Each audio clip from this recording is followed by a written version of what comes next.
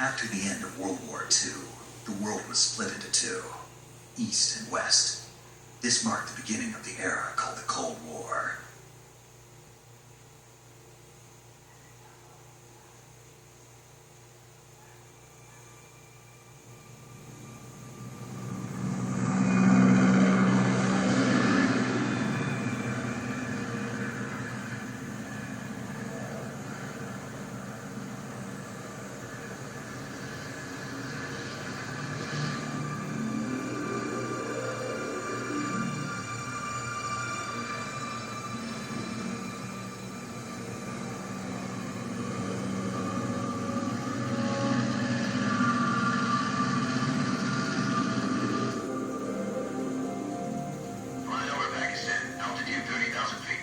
Approaching Soviet airspace. 20 minutes to drop off. Commencing internal depressurization. Equipment check. Army parachute. All right. Ready to go. Drop zone still showing a high pressure mass. Cam okay. Good. We've got high visibility.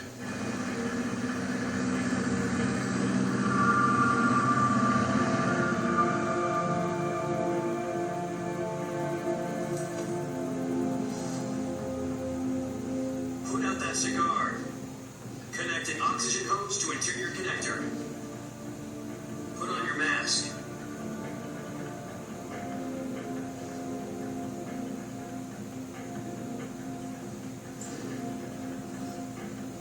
Does this panty waste know what he's doing?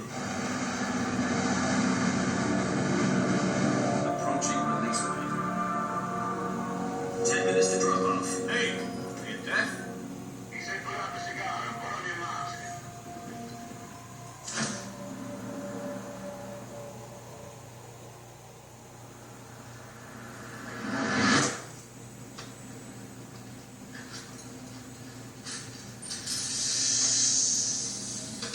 Depressurization complete. Checking oxygen supply. 6 minutes to drop off. Opening rear hatch.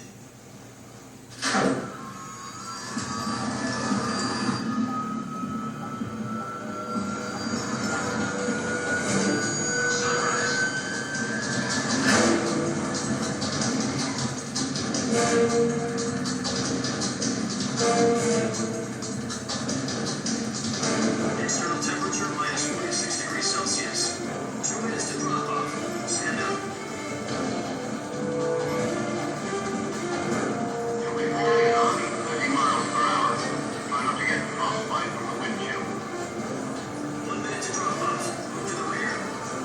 Activate the auto bottle. This is one for the history books. The world's first halo jump. 10 seconds to drop off. Stand by. Status okay. All green. Prepare for drop off. Countdown.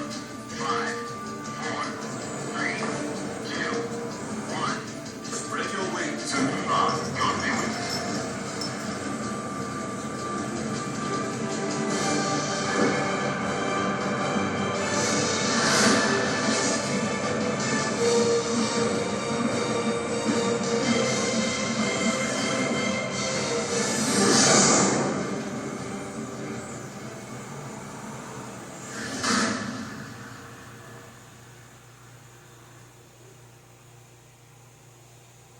Jack, I've got some important news. The head of the CIA has finally given us the green light for the virtuous mission. Virtual mission? No, the virtuous mission. The future of our Fox unit depends on it. If it succeeds, we'll be officially organized into a unit. Virtuous mission? Sounds like some kind of initiation ritual. Don't get cocky, this isn't a training op. Right. So what exactly is this wonderful mission? Well, about 2 years ago, a certain Soviet scientist requested asylum in the West through one of our mobs. His name is Nikolai Stepanovich Sokol. He's head of the OKB 754 Design Bureau, one of the Soviets' top-secret weapon research facilities, and the East's foremost expert on weapons development. Sokolov? Isn't he that famous rocket scientist? The very same. On April the 12th, 1961, Soviets achieved the first manned spaceflight in history. The Earth was blue, but there was no God. Well spoken. The rocket that carried Yuri Gagarin to orbit was the A-1, known as the Vostok rocket. Sokolov is said to be the man most responsible for the multi-engine cluster used in that rocket. After Gagarin's flight, Sokolov left rocket development to become the head of the newly established design bureau. From a lowly technician to head of a design bureau, that's quite a success story, so why do you want to defect? It seems he'd become afraid of his own creations. Afraid? Call it a crisis of conscience. And for that, he left his country and his family behind and went over the fence? Not exactly.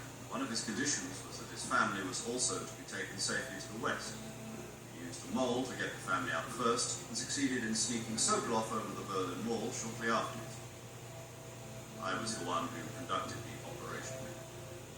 The security on the eastern side was still full of holes back then. Then what? We got Sokolov over in one piece, but the whole ordeal had left him exhausted, and we checked him into a hospital in West Berlin. It took him 2 weeks and more than 600 miles to get from the research facility in the Soviet Union to Berlin. He was in no condition to say anything coherent. And it was only a week later that we had something much bigger on our hands. The Cuban Missile Crisis. October 16, 1962, President Kennedy received word that the Soviets were in the process of deploying intermediate-range ballistic missiles in Cuba. The President demanded that the Soviets dismantle and remove the missiles. At the same time, he announced a naval blockade to prevent further missile shipments from reaching Cuba. But the Soviets didn't back down, instead placing their armed forces on secondary alert. Soviet transport ships carrying missiles continued on course towards Cuba. US and Soviet forces went on alert for an all-out nuclear war. Frantic negotiations were conducted with the UN's Emergency Security Council and unofficial channels to end the hair-trigger standoff. Finally, on October 28th, the Soviet Union agreed to remove its missiles from Cuba, and so the world avoided a nuclear holocaust. But in order to get the Soviets to pull their missiles out, we had to make a deal. You mean the one where the US agreed to remove its IRBMs from Turkey? No. The Jupiter IRBMs deployed in Turkey were obsolete. We were going to get rid of them anyway. They had no strategic value whatsoever to either the US or the Russians. The Turkey deal was a ruse, a cover story that was fed to the other intelligence agencies around the world. So what did the Russians really want? Sokolov. They wanted us to return Sokolov. You mean the Soviets pulled out of Cuba just to get their hands on Sokolov? That's right. What the hell was he working on? At the time, we had no idea. We were running out of time. It was either give up Sokolov or risk full-scale nuclear war. In the end, we had no choice. President Kennedy gave in to Khrushchev's demand. The next day, I got Sokolov out of the hospital, handed him over to agents on the eastern side. Sokolov kept on screaming, "Save me," until he disappeared from my sight. Then a month ago, we received some new information from one of our moles.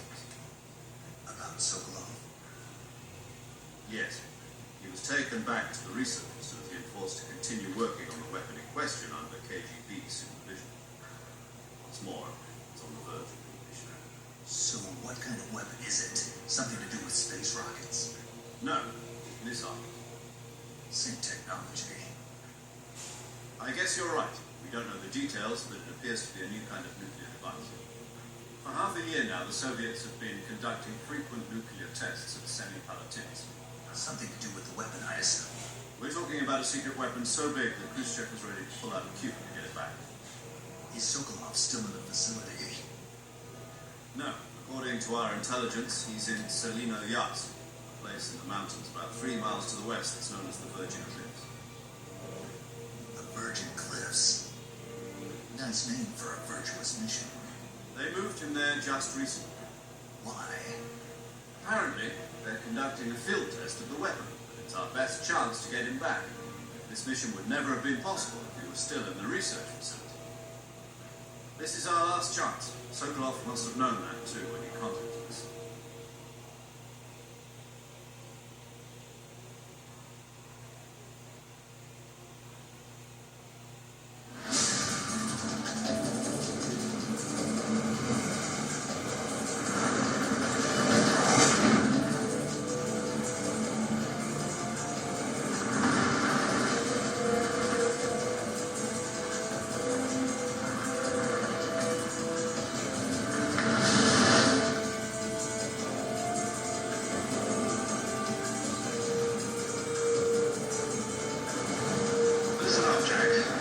is to infiltrate Selino-Yarsk in the Soviet mountains, ensure the safety of Sokolov, and bring him back to the West.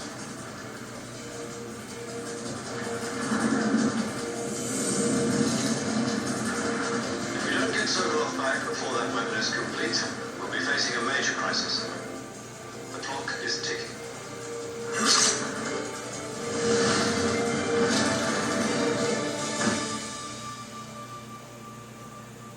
Once we've confirmed the rescue of Sokolov, stand by at the recovery point. A recovery balloon will be dropped at that point. Helium will be pumped into the balloon to inflate it. The process takes about 20 minutes. Once it's complete, the gunship's arm will latch onto the balloon and pull it up.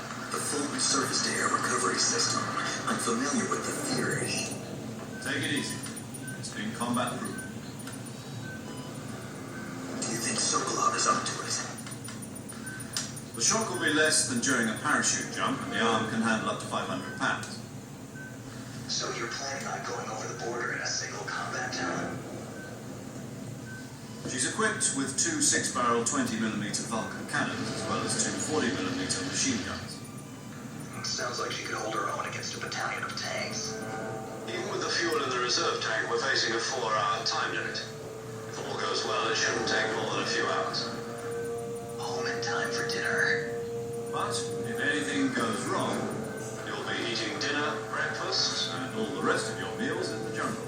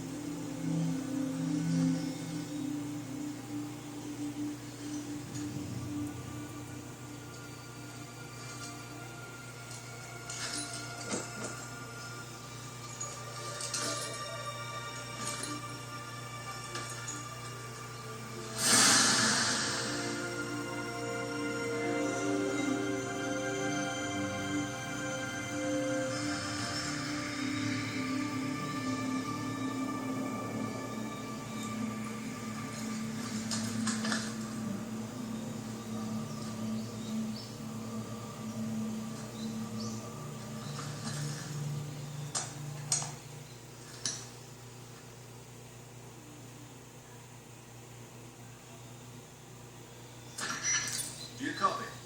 You're already in enemy territory. Somebody might be listening in. From here on out, we'll be using code names to refer to each other. Your code name for this mission will be Naked Snake. I'll be referring to you as Snake from now on. You're not to mention your real name. Snake? Well, you don't like snakes? What do you mean? You've eaten one before, haven't you? In survival training. I'm glad to hear that. I don't know if I'd ever order one at a restaurant, but... Be careful, you might not have a choice. What about you, Major? What should I call you? Let's see. I'll be Tom. Call me Major Tom. This will be a sneaking mission. You must not be seen by the enemy. Must leave no trace of your presence. Is that clear? This kind of infiltration is the Fox Unit's speciality. In other words, weapons and equipment are procured on site. That goes for food as well. You're completely naked, just as your name implies. Great. Now I see why you asked me if I liked snakes. I suppose calling me Snake was your idea of a joke, too. No. There's a good reason for that. I'll tell you later when the time is right. Gotcha. Getting back to the subject, how exactly am I supposed to feed myself? You've been issued a knife and a tranquilizer gun. Use them to hunt for food. You'll also find some medical supplies in your backpack. Yeah, about the backpack. I lost it in a tree on the way down. I see. Well, you better go back and get it. You know where it is? No problem. I can see it from here. It's stuck on a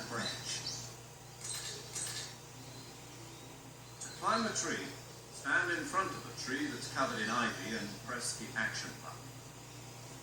I'll be monitoring your progress over the radio. We can't risk violating Soviet airspace, but I'll be in the gunship. My frequency is 140.85. I'll give you a call if I need to talk to you. You need to talk to me, use the send function.